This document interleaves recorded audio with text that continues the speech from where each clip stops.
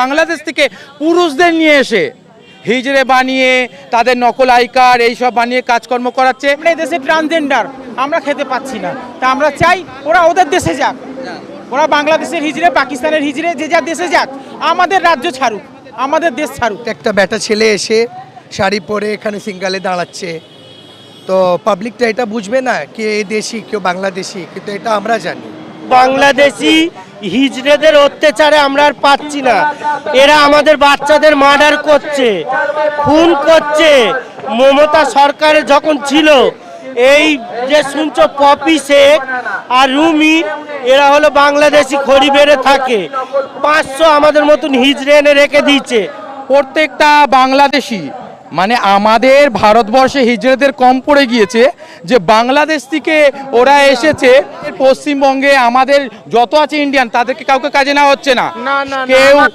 কেউ ভিক্ষে করছে, কেউ এই করছে ওই করছে। এরা বাংলাদেশ থেকে পুরুষদের নিয়ে এসে হিজড়ে বানিয়ে তাদের নকল আই কার্ড এইসব বানিয়ে কাজকর্ম করাচ্ছে এবং তাদেরকে দিয়ে ডাকাতি, চুরি, ছিনতাই যা এভরিথিং করাচ্ছে। আর নাম খারাপ হচ্ছে আমাদের ইন্ডিয়ানদের। কিন্তু আমি আগেও বলেছি, এখনও বলবো, 5 আঙ্গুল সমান নয়, তাদের মধ্যে ভালো মন্দ আছে, কিন্তু যারা ক্রিমিনাল তাদেরকে নিয়ে আমাদের আন্দোলন। সরকারের কাছে একটাই আবেদন যে এই বাংলাদেশি ক্রিমিনাল অনুপ্রবেশকারীদের এদের নজর দেওয়া হোক, এদেরকে তাড়ানো হোক, আর আমাদেরকে স্বাধীনভাবে বাঁচতে দেওয়া হোক। আমরা এই দেশের হিজড়েরা খেতে পাচ্ছি না, আমরা চাইছি জ্বর থেকে একদম উপরে যাক, চলে যাক, গো ব্যাক। অধিকারী সরকারের কাছে কি চাই?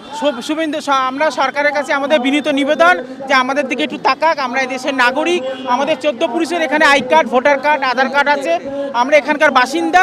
আমরা চাই আমরা এখানকার বাচ্চা, আমরা এখানে খেতে পাচ্ছি না।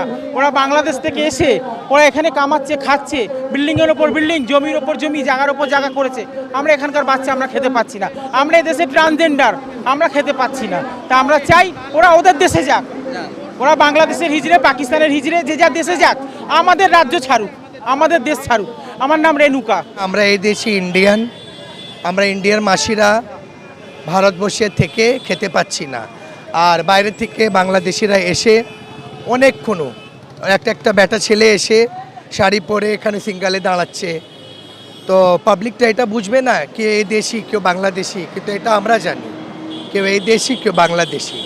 এই বিষয়ে আমরা সরকারকে জানাতে চাই কি যত বাংলাদেশিরা আছে সব গো ব্যাক, যাকে আমরা ভালো ভারতবর্ষে ভালোভাবে আমরা সবাইকে নিয়ে চলতে পারি।